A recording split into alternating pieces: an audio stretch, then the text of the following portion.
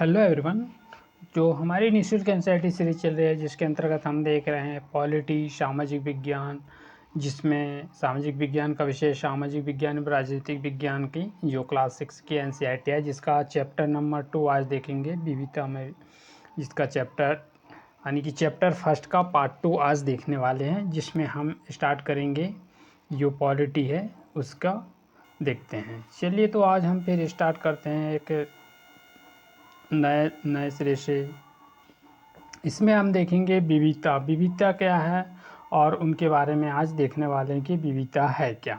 हम विविधता को कैसे समझें, मतलब कि विविधता को किस प्रकार से हम समझ सकते हैं, तो इसके बारे में आज देखने वाले हैं कि करीब दो या दो सवा सौ यानी कि 200 या तो 200 वर्षों से पहले, जब रेल, हवाई जहाज़ और बस एवं कारें का जीवन हिस्सा नहीं, मतलब कि कहने का मतलब यह हुआ कि जब करीब 200 वर्ष पहले, जो कि रेल भी नहीं था, हवाई जहाज़ भी नहीं था, बस भी नहीं था और कार भी नहीं थी, तो जीवन कैसा था, जीवन किस तरह का हिस्सा, यानी कि ये वस्तुएं जो थी वह जीवन का हिस्सा नहीं थी। तो फिर तभी लोगों ने संसार का एक भाग से दूसरे भाग में आने की यात्रा करने के लिए, आने जाने का रास्ता के लिए वह पानी के जहाज़ या फिर क्या घोड़े की, मतलब कि घोड़े, ऊँट और जो समुद्री रास्ता से जाने के लिए पानी के का जहाज़ का उपयोग करते थे। बैठकर एक स्थान से दूसरे स्थान कर वो जाते थे और कुछ हद तक वो पैदल भी यात्रा करते थे। अक्सर ये यात्रा कैसी होती है, बसने के लिए, मतलब कि बसने के लिए किस एक स्थान से दूसरे स्थान तक जाना, फिर वहीं पर कुछ समय के लिए खेती करना, फिर वहीं पर कुछ समय के लिए रह जाना, और इस तरह से वह अपनी ज़मीन की तलाश में एक स्थान से दूसरे स्थान पर जाया करते थे। जिस तरह से व्यापारी वर्ग भी उनको, यानी कि व्यापारी वर्ग के लिए भी कही जाती है। चूँकि यात्रा बहुत समय लगता था, मतलब कि इस तरह की यात्रा करने में लिए पैदल चलेंगे तो कुछ ज़्यादा टाइम लगे, मतलब कि कहने का यह तात्पर्य है कि एक दिन की जगह वहाँ पर उनको 2 दिन भी लग सकता है। इस तरह से वह यानी कि पैदल यात्रा में बहुत समय लगता था। जो जगह अक्सर काफ़ी लंबे समय तक ठहरते, मतलब कि यह बहुत ज़्यादा दूर चलते थे तो वह थकान महसूस होती थी, जिसकी वजह से वह कुछ समय के लिए वहाँ पर रुक जाया करते थे। तो फिर इस तरह से वह उनको आने की जाने में बहुत टाइम लग जाता था। फिर इसके अलावा वह अकाल के कारण वह कई बार लोगों के अपने घर बार छोड़ देने पड़ते, मतलब इस तरह की समस्या जब आती है तो वह लोग जो होते वह घर बार भी छोड़ देते। उन्हें जब पेट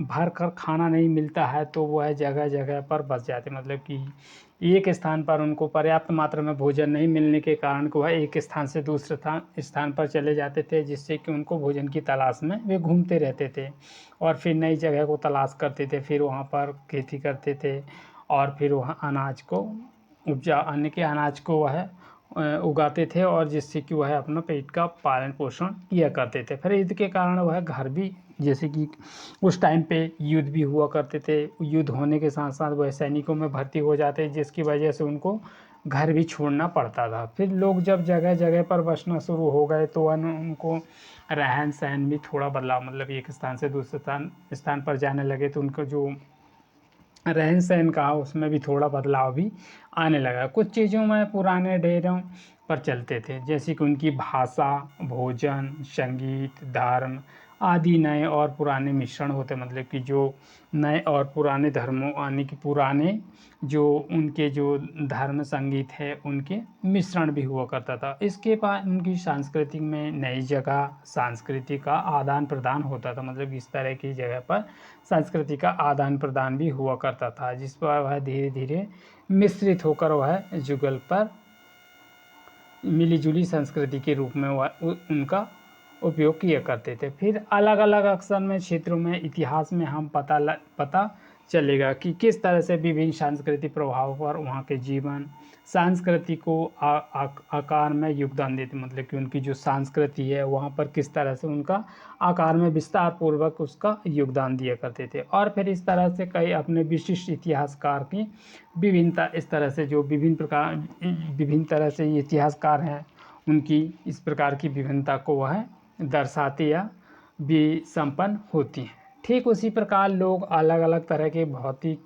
स्थितियों में किस प्रकार सामंजस्य बैठाते, मतलब कि अलग अलग तरह के लोग हैं, कई प्रकार के लोग हैं जो उनकी भौतिक भौतिक परिस्थितियों में उनका सामंजस्य किस तरह से वह बैठा देते हैं, उससे वह विविधता उत्पन्न होती, जिसके कारण उसमें अनेक प्रकार की विविधता उत्पन्न होती। उदाहरण के लिए हम देख सकते हैं समुद्र के पास रहने वाले और पहाड़ी इलाकों में रहने वाले में बहुत बड़ा फ़र्क होता है, क्योंकि समुद्र में रहने वाले कुछ और रहते हैं और पहाड़ी इलाकों पर रहने वाले का उनका स्वाभाविक परिवर्तन भी कुछ अलग होता है। ठीक उसी प्रकार न केवल हमारे लोगों को न कपड़ा बल्कि वह ना कपड़ा और खान पान की आदतों में भी काफ़ी फ़र्क होता था, बल्कि वह जिस तरह का वह काम करेंगे वे लोग अलग होंगे। मतलब कि जो अलग तरह का काम करते हैं वो लोग अलग रहेंगे। शहरों में अक्सर लोग भूल जाते हैं, मतलब कि शहरों में इस प्रकार के लोग अक्सर भूल जाते थे उनका जीवन उनके भौतिक वातावरण में किस तरह गहराई से जुड़ा। मतलब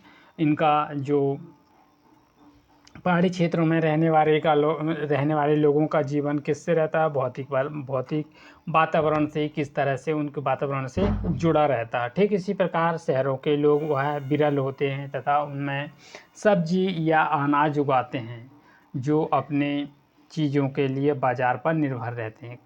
कौन कौन लोग रहते हैं बाज़ारों पर निर्भर? जो शहरी लोग रहते हैं, क्योंकि वह देहात यानी कि गाँव वाले लोग उनको शहरों में जो सब्जी और अनाज उगाते हैं और उनको लाकर फिर शहरों में बेचते हैं, तब भी शहरों वाले लोग उनका परचेस मतलब ख़रीदते हैं, जिस तरह से उनकी बाज़ार उन पर निर्भर रहती है। आइए हम भारत के दो भागों में देखते हैं, लद्दाख और केरल के उदाहरण के ज़रिए हम समझते इनको। हम भारत के दो राज्य हैं, यानी कि अब वर्तमान में इसको लद्दाख को केंद्र शासित प्रदेश बनाया गया है और फिर केरल एक राज्य है। जो उदाहरण के लिए हम इनको समझने की कोशिश करते हैं।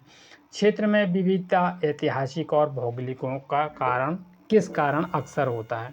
एटलस में हम नक्शे में देखेंगे और उन्हें ढूंढने की कोशिश करेंगे कि लद्दाख और केरल कहाँ पर स्थित है। लद्दाख आप ऊपर को देखने को मिलेगा, केरल यहाँ पर मिलेगा, तमिलनाडु और गोवा कर्नाटक के पास में।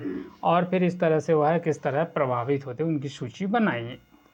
तो फिर इसमें हम देखेंगे इनका क्षेत्र किस तरह से है। हम पहले बात करते हैं, जैसे कि आप देख सकते हैं ये लद्दाख के ऊंचे पहाड़ वाला जो रेगिस्तान का इलाका क्षेत्र है जो कि लद्दाख में है। तो अब इसमें हम देखेंगे लद्दाख के बारे में। लद्दाख जम्मू और कश्मीर के पूर्ववर्ती हिस्सों की पहाड़ी पर बसा एक रेगिस्तान इलाका है। कौन? लद्दाख जो है जम्मू और कश्मीर की जो पहाड़ी वाला क्षेत्र है वहाँ का एक रेगिस्तानी इलाका है, जहाँ पर अधिकतर रेत ही रेत होती है और बहुत बड़ा कम खेती की संभावना होती है। मतलब यहाँ खेती बहुत ही कम होती है क्योंकि इस क्षेत्र में बारिश बिल्कुल नहीं होती, जो कि मरुस्थलीय क्षेत्र है, वहाँ पर बारिश होने की संभावना बहुत कम होती है। इसके कारण वह इलाका हरा भरा काफ़ी लंबे समय तक बर्फ़ से ढका रहता है। इस क्षेत्र में बहुत ही कम पेड़ होते हैं। मतलब कि कहने का मतलब यह हुआ कि इस जगह पर जहाँ पर वर्षा कम होती है वहाँ पर पेड़ भी बहुत कम उगते हैं या कम लगे होते हैं और बहुत कम पेड़ होते हैं।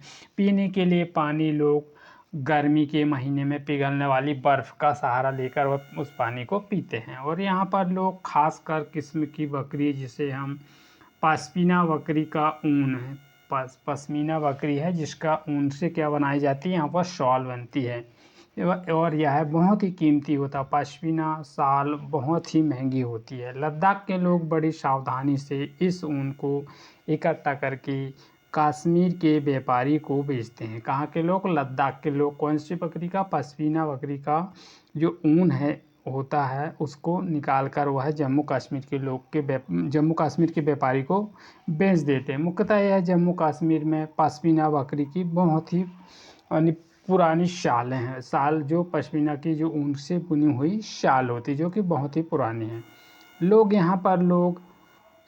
यहाँ के लोग दूध से बने पदार्थ जैसे मक्खन है, चीज़ है, खास तरह के छेना एवं मांस खाते हैं। जो हर एक परिवार के पास कुछ गाय हैं, बकरी हैं, याक होती हैं। रेगिस्तान में होने वाले का मतलब नहीं है कि वहाँ व्यापारी यहाँ पर आने के लिए आकर्षित होते, क्योंकि उस जगह को घूमने के लिए व्यापारी बहुत ही आकर्षित होते हैं। तो इसमें हम देखेंगे लद्दाख के व्यापारियों के लिए अच्छा, सस्ता माना जाता है, क्योंकि यह आने जाने का बहुत ही अच्छा क्या है रास्ता माना जाता है, क्योंकि यहाँ कई घाटियाँ हैं, उनसे गुजरकर मध्य एशिया के काफ़िले तक पहुँचा जा सकता है, जो कि पहाड़ी क्षेत्र से जाने पर बहुत ही अनेक क्या है इसमें घाटियाँ है, जिसके कारण वह पहाड़ी क्षेत्र से एशिया तक जाने का काफ़ी पहुँच इलाका है। तो इस तरह से आज हम देखेंगे इस इलाका जिसे हम क्या कहते हैं, जिसे हम तिब्बत कहते हैं, इस पर यह काफ़िले साथ साथ मामले पर कच्चा रेशम दरिया से लेकर चलते हैं। ये कच्चा रेशम होता है, इसको दरिया में लेकर क्या करते हैं, ये चला करते हैं। लद्दाख के रास्ते ही बौद्ध धर्म तिब्बत पहुंचता है। बौद्ध धर्म कहाँ पहुंचता है, तिब्बत। किसके सहारे, लद्दाख के। लद्दाख में छोटा सा तिब्बत भी कहते हैं, लद्दाख को क्या कहते हैं, छोटा तिब्बत भी कहते हैं। करीब 400 साल पहले यहाँ पर लोग इस्लाम को से परिचित थे, और यह इस तरह से वह अच्छी खासी मुसलमानों भी लद्दाख में माने जाते हैं। कवियों की यह बहुत ही समृद्ध या मौखिक संग्रह है, जिस परिवर्तन यानी तिब्बत का एक ग्रंथ है। केसर सागा लद्दाख में काफ़ी प्रचलित है। कौन सा, केसर सागा जो है वह लद्दाख में काफ़ी प्रसिद्ध है, जो कि यहाँ पर बहुत ही प्रसिद्ध माना जाता है। स्थानीय लोग मुसलमान बौद्ध धर्मों के लोग हैं, जिन पर नाटक भी खेला करते हैं।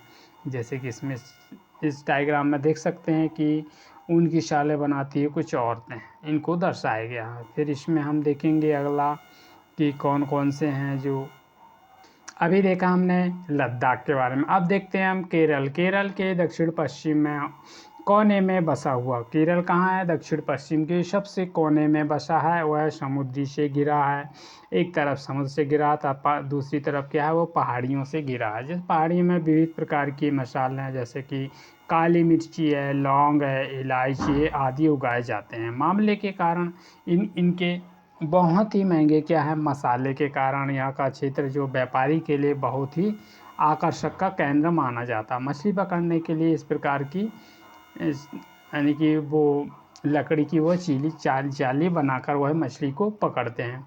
व्यापारी पहले अरबी, यहूदी और व्यापारी केरल आए। पहले कहाँ से आए, वो अरबी से, फिर यहूदी आए। व्यापारी कहाँ करने आए, व्यापार करने के लिए केरल पर आए। तो ऐसा माना जाता है कि ईसा मसीह धर्म संत थॉमस लगभग 2000 साल पहले यहाँ आए थे। कौन आए थे, संत थॉमस 2000 साल पहले यहाँ आए थे। भारत के लोग ईसाई धर्म में श्रेय नहीं हो जाता है। अरब में कई व्यापारी के यहाँ के खास कर आकर या क्या हो गए, बस गए, जिसे हम इब्न बतूता ने इस पर करीब 700 साल पहले यहाँ आए। यात्रा वृतांत से मुसलमानों के जीवन का वितरण देखते हुए मुसलमानों का समुदाय भी इज्जत दी। किसको दी, मुसलमानों के समुदाय को इसमें इस प्रकार से इज्जत दी। तो इसमें देखते हैं मछली पकड़ने का चीनी जाल चीन में इस तरह से मछली पकड़ने के लिए इस तरह के जाल का उपयोग करते हैं। वास्को डी गामा जब पानी जहाज से वह पहुंचा तो पुर्तगालियों ने यूरोप से भारत तक का रास्ता किस प्रकार से किया था, समुद्री मार्ग से रास्ता तैयार किया था।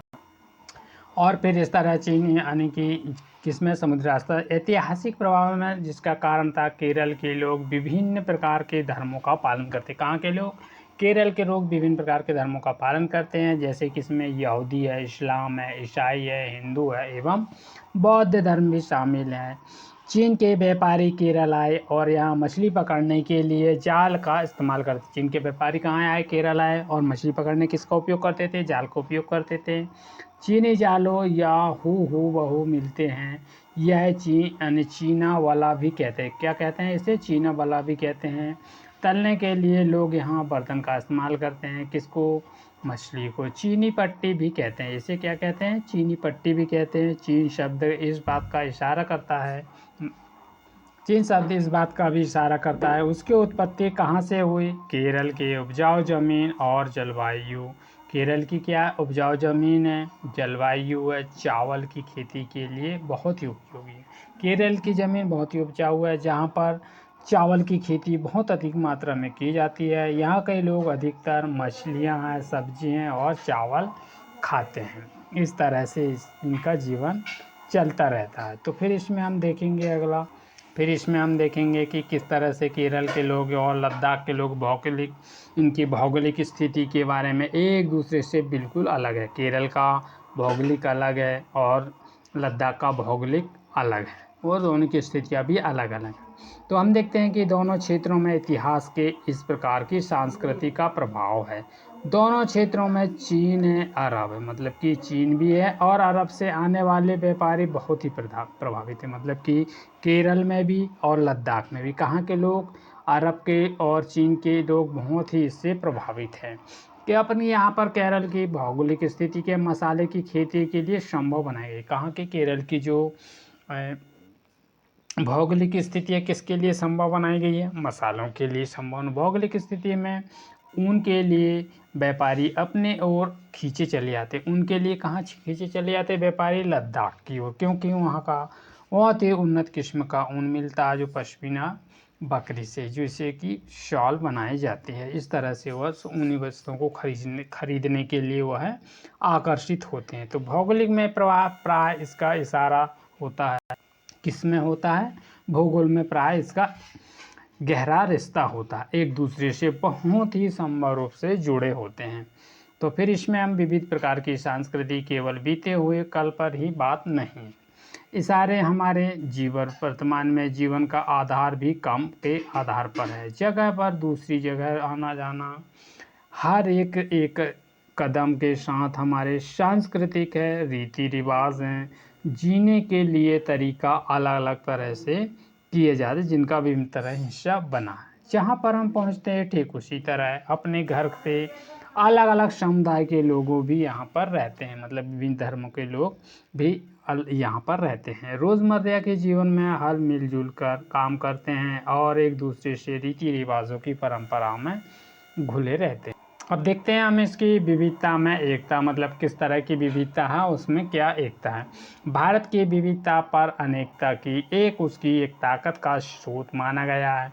जब अंग्रेज़ों का भारत पर राज था तो विभिन्न धर्म, भाषा और सांस्कृतिक एवं महिलाओं को पुरुषों से अंग्रेज़ों के लिए खिलाफ मिलजुल कर लड़ाई करनी पड़ती थी। भारत में स्वतंत्रता संग्राम में अलग अलग परिवेशों के लिए लोग भी शामिल होते, मतलब कि भारत को किस तरह से स्वतंत्र कराया जाए उसके लिए भारत के विभिन्न धर्मों और अलग अलग समूह के लोग उसमें शामिल होते थे, जो उन्हें एकजुट होकर भारत के आंदोलन के लिए इकट्ठा किए जाते थे। और फिर कई बार वो जेल भी गए। अंग्रेज़ों के क्या हुआ, अलग अलग तरीके से भारतीयों ने उनका विरोध किया। अंग्रेज़ों ने सोचा कि वे भारत के लोग भी फूट डाल सकते हैं, मतलब कि अंग्रेज़ों ने यह सोचा कि भारत के लोगों पर किस तरह से वह फूट डाल सकते हैं, क्योंकि उनमें काफ़ी विविधता है, उनका तरह पर उनका राज चलता है, उनके तरह तरह पर क्या होता है, उनका राज चलता रहेगा। मगर लोगों किसका राज चलता रहेगा? अंग्रेज़ों को। मगर लोगों ने दिखा दिया कि वे एक दूसरे चाहे कितने भी भिन्न हो, परंतु अंग्रेज़ों के खिलाफ लड़ी जो जाने वाली लड़ाई में वह सब एक है। भला वे अलग अलग धर्म के हों, चाहे अलग अलग समुदाय के हों, परंतु अंग्रेज़ों के साथ जो लड़ाई हो उसके लिए वो कैसे रहते हैं? तत्पर एक ही रहते, सभी मिलजुल कर किसका? अंग्रेज़ों का सामना करेंगे। और के दिन दूर से हमारे प्यार ना भूल जाना, खुशियों के हम इस पर आंसू का बहा से जाना, यानी कि आंसू क्या होता? बह जाना। सयन से हमारे चुन चुन कर फूल तोड़े, वीरान इस चमन में कोई गुल खिला के जाना, खिल आने के दिन में खून के हमारे। किस तरह से उसका किया जा सकता है? गोली खाए के सोए, मतलब कि गोली खाएं या सोएं, जालिया बाग में हम सूनी कब्र पर, मतलब जालिया बाग जो हत्याकांड हुआ था उसमें किस तरह से ये सूनी जो वहाँ के लोग जो मारे गए थे उनकी कब्रों पर किस तरह से दिया जलाएं, मतलब कि जो मारे गए लोग हैं उनकी कब्रों पर किस तरह से हम दिया जलाएं, जो दिन पर हमारे खूनों पर भरी है। हिंदू और मुस्लिम की होती है आज होली, मतलब जो हिंदू है और मुसलमान है दोनों की क्या होती है? आज होली होती है, जो दोनों एक रंग में है। दमन भीगे जाने पर दिन का खून भी हमारे लिए, मतलब उनका दमन भी भीग जाने पर दिन का खून भी हमारे लिए एक ही साबित होता है, चाहे वह अलग अलग धर्म या समुदाय के लोग हों।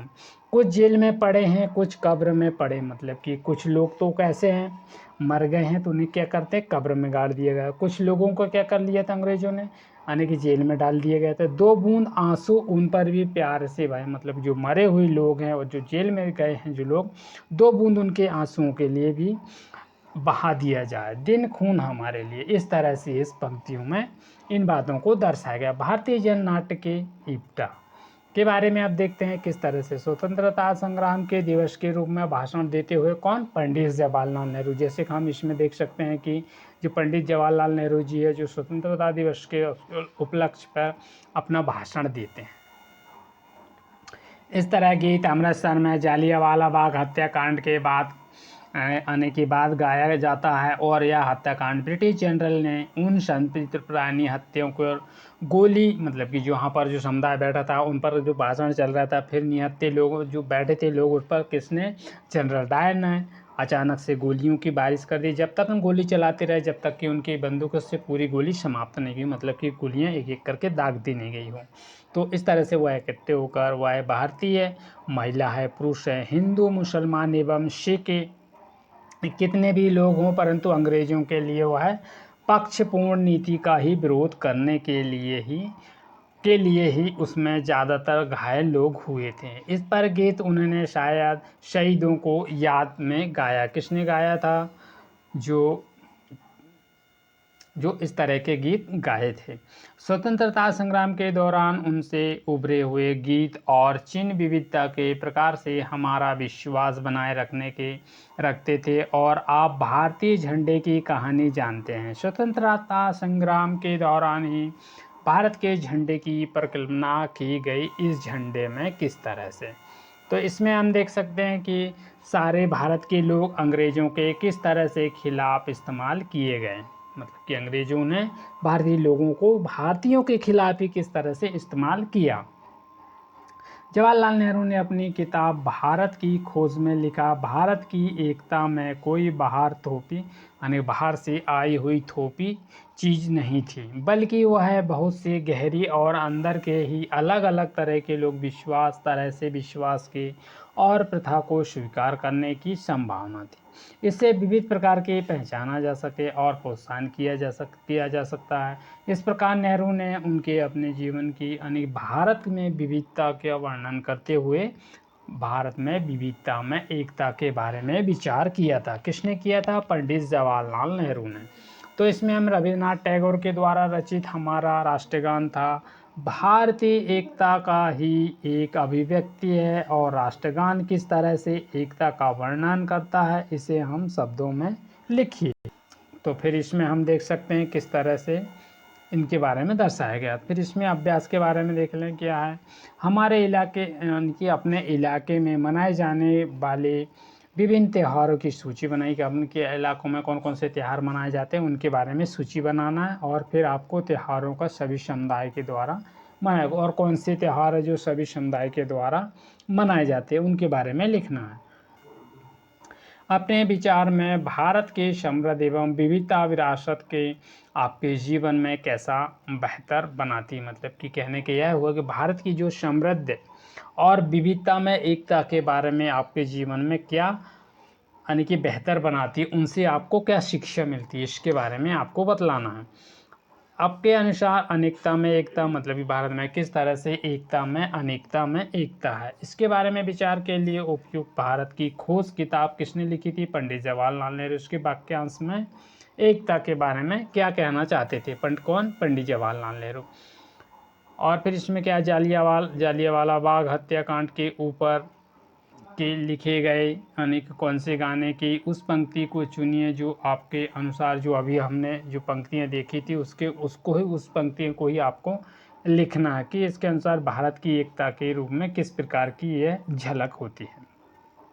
लद्दाख एवं केरल में, मतलब कि लद्दाख और केरल के बारे में आपको क्या क्षेत्र की अनुपस्थित होती, मतलब कि लद्दाख जो वो केरल जो वह समुद्र की ओर घिरा है, और एक साइड क्या है, एक साइड समुद्र है और एक साइड क्या है, पहाड़ी क्षेत्र। लद्दाख आपको तो ऊपर देखने को मिलेगा जिसमें कि रेगिस्तान वाला क्षेत्र है। और फिर इसमें आपको बतलाना है कि विविधता की एकता दोनों के बारे में किस तरह की विविधता है, उनके भौगोलिक कारण के बारे में आपको बतलाना है। तो इस तरह से हमने आज ये देखा। तो सेशन कैसा लगा है आपको? यदि सेशन पसंद आए तो इसे लाइक कीजिएगा, शेयर कीजिएगा, और यदि आप चैनल में नए हो तो चैनल को सब्सक्राइब कर लीजिएगा। तो जो नीचे आपको बेल आइकन बटन दिख रहा है उसको प्रेस कर दीजिएगा, जिससे कि आने वाली वीडियो की आपको नोटिफिकेशन मिल सके। तो मिलते हैं फिर नेक्स्ट वीडियो में। Thank you for all of you. जय हिंद।